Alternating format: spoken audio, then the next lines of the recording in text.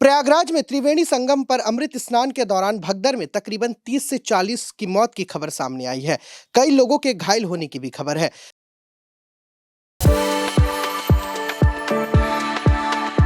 We are the dreamers, the achievers, and the leaders. Come, join us today. दरअसल मौनी अमावस्या के अवसर पर अमृत स्नान के लिए देर रात से ही करोड़ों लोग त्रिवेणी संगम पहुंचे थे। अत्यधिक भीड़ होने से भगदड़ मच गई, जिससे कई लोग के कुचलने से मौत हो गई। हालांकि बाद में रैफ और एनएसजी कमांडो ने स्थिति को नियंत्रित किया। इस घटना में कई लोगों ने अपने परिवार और रिश्तेदारों को खो दिया। इस बीच सिलीगुड़ी शहर से भी कई लोग महाकुंभ में स्नान करने गए हैं। सिलीगुड़ी के रहने वाले दिनेश पंडित अपने दोस्तों के साथ महाकुंभ में पहुंचे और भगदड़ का शिकार हो गए। इस दौरान सभी दोस्त एक दूसरे से बिछड़ गए। कुछ समय तक सभी दोस्त एक दूसरे से संपर्क नहीं कर पा रहे थे। हालांकि बाद में स्थिति सामान्य होने पर सभी एक दूसरे से मिल गए। उधर महाकुंभ में हुई इस घटना की खबर सुनकर युवक के परिजन चिंतित हो गए। परिवार वाले चाहते हैं कि सभी सुरक्षित घर लौट आए। শ্বাসকষ্ট হয়ে গেছিল, দমঠম বন্ধ হয়ে গেছিল, মহাকুমে যায়। তারপরে ওই ওরা লোকজন জল টল দিছে, ঠিক আছে। এখন আমাকে 11টার সময় ফোন করছে যে আমি ঠিক আছি। হ্যাঁ, আলাদা আলাদা 6 জন গেছে, 6 জনই আলাদা আলাদা হয়ে গেছে। এখন এই মুহূর্তে ঠিক আছে। আমি কি বলবো কি ওরা ভালো করে ফিরে আসুক, 6 জন একসঙ্গে হয়ে ফিরে আসুক, ভালো করে আসুক, বাস এটুকু। দিনেশ পণ্ডিত 6 জন, হ্যাঁ 6 জনই আলাদা আলাদা হয়ে গেছে। ওরা না, ওরা একটার সময় 12টার সময় ফোন করছে আমার জামাই।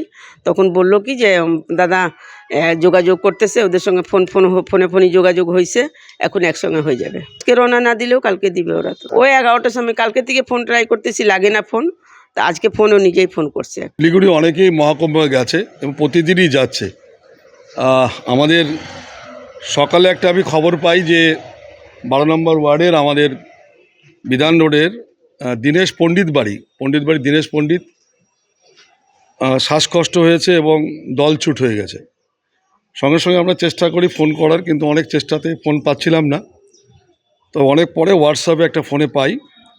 তো ওকে যারা ছিল তারা সেন্সলেস ছিল তখন প্রথমে, তা এখন জল টল দিয়ে সুস্থতা করার পরে এখন ভালো আছে। তবে দলের আরও যে 6 জন ছিল তারা খুঁজে পাচ্ছে না কোথায় আছে।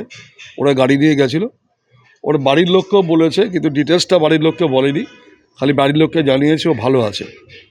তো আমরা চাই যে ও ভালো মতো ফিরে আসুক, এটাই আর কি। আমি যোগাযোগের মধ্যে আছি, আমি নিজেও যাব ওদের সঙ্গে কথা বলতে, দেখি যদি ওরা চলে আসে ঠিক আছে, আর না হলে আগামী পরশুদিন হয়তো আমি যাবো ওদের সঙ্গে কথা বলবো। বাকি মানে এই জায়গাটাতে আমরা যা ভিডিও পাচ্ছি বা যোগ অবস্থা, সেখানে মানুষের পা রাখার জায়গা নেই। কে কোথায় চলে গেছে, দলছুট হয়ে গেছে। আমার মনে হয় ওদের নাম্বার আছে, যদি ফোনটা কাজ করে, অনেক সময় জ্যামার লাগিয়ে দিচ্ছে, ফলে জ্যামার লাগালে কথা বলা যাচ্ছে না, ফোনে কাজ করছে না।